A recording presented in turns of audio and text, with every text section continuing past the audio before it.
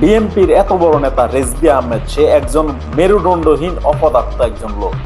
আমাদের রেজবি আহমেদ আপনারা জানেন মেরুদণ্ডহীন অপদার্থ একটা লোক, আমি সবসময় বলেছি যে মানে বিএনপি কে শেষ করে দেওয়ার প্ল্যান।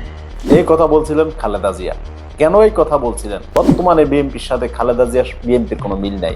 বর্তমান বিএনপির সাথে প্রেসিডেন্ট জিয়াউর রহমানের বিএনপির সাথে কোনো মিল নাই।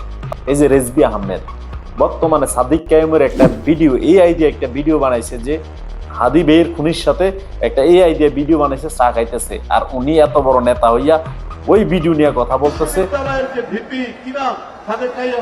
সাদেক কাইমের সাথে একই টেবিলে চা খাচ্ছে, এখন এর বিচার কে করবে? যে তারা এখন কি করবে? এখন আমি এই যে এআই দিয়ে একটা ভিডিও বানাইলাম, এদের চা খাইতেছেন আপনি বা নেতা চা খাইতেছে, এখন এই বিষয় নিয়ে কি বলবেন? উনি আসলে একজন গদ্দপ এবং মেরুদণ্ডহীন নেতা। এদের কারণে বিএনপির আজকে অধপতন।